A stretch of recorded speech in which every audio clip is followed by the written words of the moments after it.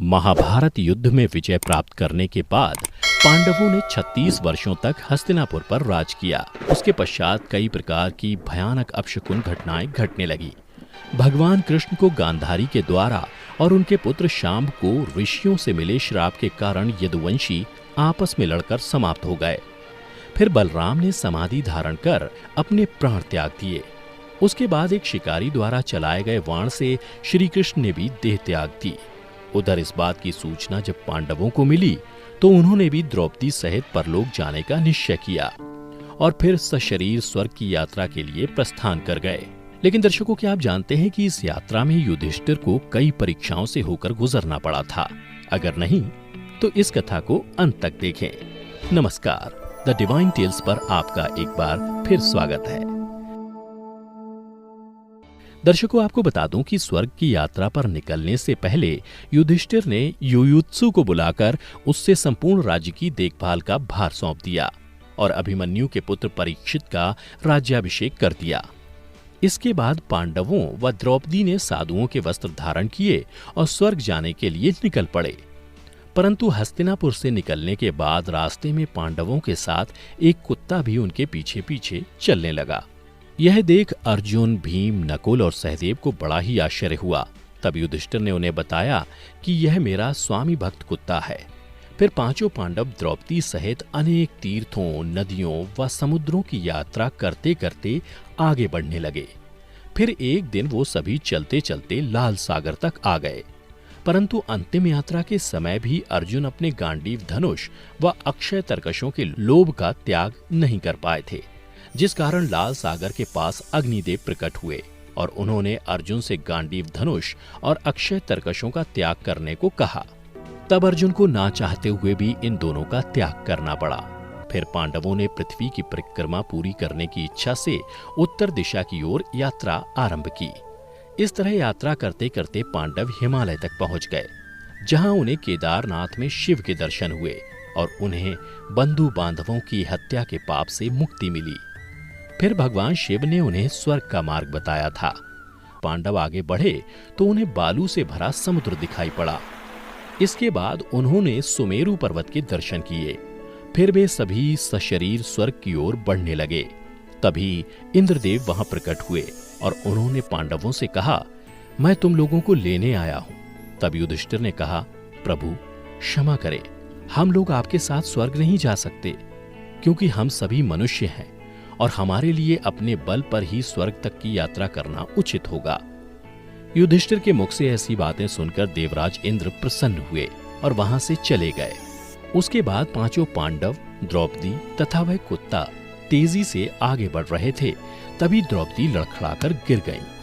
यह देख भीम ने युधिष्ठिर से पूछा कि द्रौपदी ने कभी कोई पाप नहीं किया, तो फिर क्या कारण है कि वह सबसे पहले नीचे गिर पड़ी? तब युधिष्ठिर ने कहा कि द्रौपदी हम सभी में अर्जुन को सबसे अधिक प्रेम करती थी, इसलिए उसके साथ ऐसा हुआ। ऐसा कहकर युधिष्ठिर द्रौपदी को देखे बिना ही आगे बढ़ गए। फिर थोड़ी देर बाद सहदेव भी गिर पड़े। तभी भीम ने पुनः युधिष्ठिर से सहदेव के गिरने का कारण पूछा, तो युधिष्ठिर ने बताया कि सहदेव किसी को अपने जैसा विद्वान नहीं समझता था, इसी दोष के कारण इसे आज गिरना पड़ा। इसी तरह कुछ देर बाद नकुल भी गिर पड़े। फिर भीम के पूछने पर युधिष्ठिर ने बताया कि नकुल को अपने रूप पर बहुत अभिमान था, इसलिए आज इसकी यह गति हुई। उसके थोड़ी देर बाद अर्जुन भी गिर पड़े। यह देख युधिष्ठिर ने भीमसेन को बताया कि अर्जुन को अपने पराक्रम पर अभिमान था। अर्जुन का मानना था कि वह एक ही दिन में शत्रुओं का नाश कर देगा, लेकिन वह ऐसा कभी कर नहीं पाया और इसी अभिमान के कारण ही अर्जुन की आज यह हालत हुई है। ऐसा कहकर युधिष्ठिर आगे बढ़ गए। उसके बाद थोड़ी आगे चलने पर भीम भी गिर गए। जब भीम ने युधिष्ठिर से इसका कारण पूछा तो उन्होंने बताया कि तुम खाते बहुत थे और अपने बल का झूठा प्रदर्शन करते थे, इसलिए तुम्हें आज भूमि पर गिरना पड़ा। यह कहकर युधिष्ठिर आगे चल दिए। अब केवल वह स्वामी भक्त कुत्ता ही उनके साथ चल रहा था।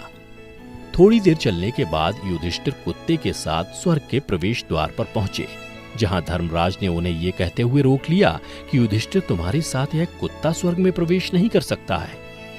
धर्मराज की बात सुनकर युधिष्ठिर ने कहा कि यह कुत्ता मेरा परम भक्त है, इसलिए इसे भी मेरे साथ स्वर्ग जाने की आज्ञा दीजिए। लेकिन उन्होंने ऐसा करने से मना कर दिया। परंतु जब काफी देर तक समझाने पर भी युधिष्ठिर कुत्ते के बिना स्वर्ग जाने के लिए नहीं माने, तो कुत्ते के रूप में यमराज अपने वास्तविक रूप में आ गए। दर्शकों, आपको बता दूं कि युधिष्ठिर जिस कुत्ते को पूरे रास्ते अपना स्वामी भक्त कुत्ता समझ रहे थे, वास्तव में वह कुत्ता मृत्यु के देवता यमराज थे। युधिष्ठिर को अपने धर्म में स्थित देखकर यमराज यानी धर्मराज बहुत प्रसन्न हुए। इसके बाद धर्मराज युधिष्ठिर को अपने साथ स्वर्ग ले गए।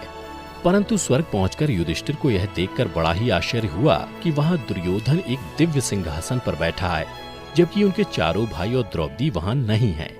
तब युधिष्ठिर ने देवताओं से कहा कि मेरे भाई तथा द्रौपदी जिस लोक में गए हैं, मैं भी उसी लोक में जाना चाहता हूँ।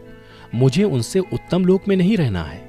तब देवताओं ने कहा कि यदि आपकी ऐसी ही इच्छा है तो आप इस देवदूत के साथ चले जाइए, यह आपको आपके भाइयों के पास पहुंचा देगा। युधिष्ठिर उस देवदूत के साथ चले गए। उसके बाद देवदूत युधिष्ठिर को ऐसे मार्ग पर ले गया जो बहुत ही दुर्गम और खराब था। उस मार्ग पर चारों ओर घोर अंधकार फैला हुआ था। सभी ओर लाशों का अंबार लगा हुआ था जिनसे दुर्गंध आ रही थी। इसके अलावा लोहे की चोंच वाले कौवे और गिद्ध मंडरा रहे थे। वह असिपत्र नामक नरक था। वहां की दुर्गंध से तंग आकर युधिष्ठिर ने देवदूत से पूछा कि हमें इस मार्ग पर और कितनी दूर चलना है और मेरे भाई कहाँ हैं? युधिष्ठिर की बात सुनकर देवदूत बोला कि देवताओं ने कहा था कि जब आप थक जाएं तो आपको लौटा लाऊं। यदि आप थक गए हों तो हम पुनः लौट चलते हैं। युधिष्ठिर ने ऐसा ही करने का निश्चय किया। परंतु जब युधिष्ठिर वापस लौटने लगे तो उन्हें दुखी लोगों की आवाज सुनाई दी। वे युधिष्ठिर से बार बार कुछ देर और वहीं रुकने के लिए कह रहे थे। उन करुण आवाजों को सुनकर युधिष्ठिर ने जब उनसे उनका परिचय पूछा तो उन्होंने कर्ण, भीम, अर्जुन, नकुल, सहदेव व द्रौपदी के रूप में अपना परिचय दिया। तब युधिष्ठिर ने उस देवदूत से कहा कि तुम पुनः देवताओं के पास लौट जाओ। मेरे यहाँ रहने से यदि मेरे भाइयों को सुख मिलता है तो मैं इस दुर्गम स्थान पर ही रहूंगा। उसके बाद उस देवदूत ने ये बात जाकर देवराज इंद्र को बता दी। फिर कुछ क्षण पश्चात सभी देवता भी युधिष्ठिर के पास आ गए। देवताओं के आते ही वहां सुगंधित हवा चलने लगी। चारों ओर उजाला हो गया। यह देख युधिष्ठिर ने देवताओं से पूछा कि हे देवगण, मुझे पहले यह बताइए कि ये सब क्या है? तब देवराज इंद्र ने युधिष्ठिर को बताया कि तुमने अश्वत्थामा के मरने की बात कहकर छल से द्रोणाचार्य का वध करवाया था। इसी परिणाम स्वरूप तुम्हें भी छल से ही कुछ देर नरक के दर्शन करने पड़े। अब तुम मेरे साथ स्वर्ग चलो, वहां तुम्हारे भाई व अन्य वीर पहले ही पहुंच गए हैं। उसके बाद देवराज इंद्र के कहने पर युधिष्ठिर ने देव नदी गंगा में स्नान किया। स्नान करते ही उन्होंने मानव शरीर त्याग करके दिव्य शरीर धारण कर लिया। इसके बाद बहुत से महर्षि उनकी स्तुति करते हुए उन्हें उस स्थान पर ले गए जहां उनके चारों भाई आनंद पूर्वक विराजमान थे। फिर वहां युधिष्ठिर ने भगवान श्री कृष्ण के दर्शन किए। फिर उन्होंने देखा कि अर्जुन उनकी सेवा कर रहे थे। युधिष्ठिर को आया देख श्री कृष्ण व अर्जुन ने उनका स्वागत किया। उसके बाद युधिष्ठिर ने देखा कि भीम पहले की तरह शरीर धारण किए वायु देवता के पास थे। कर्ण को सूर्य के समान स्वरूप धारण किए देखा और नकुल व सहदेव को अश्विनी कुमारों के साथ देखा। फिर देवराज इंद्र ने युधिष्ठिर को बताया कि ये जो साक्षात भगवती लक्ष्मी दिखाई दे रही हैं, इनके अंश से ही द्रौपदी का जन्म हुआ था। इसके बाद इंद्र ने महाभारत युद्ध में मारे गए सभी वीरों के बारे में युधिष्ठिर को विस्तार पूर्वक बताया। इस प्रकार युधिष्ठिर अपने भाइयों व अन्य संबंधियों को वहां देखकर बहुत प्रसन्न हुए। तो दर्शकों, आशा करता हूं कि आपको महाभारत से जुड़ी ये कथा पसंद आई होगी। अगर पसंद आई हो तो ज्यादा से ज्यादा लाइक और शेयर करें। साथ ही ऐसे ही आध्यात्मिक और पौराणिक कथाओं के लिए अभी हमारे चैनल को सब्सक्राइब कर लें। अगर आप हमारा ये वीडियो फेसबुक पर देख रहे हैं तो पेज को अवश्य लाइक करें। आज की वीडियो में इतना ही। अब हमें दें इजाजत। आपका बहुत बहुत शुक्रिया। बहुत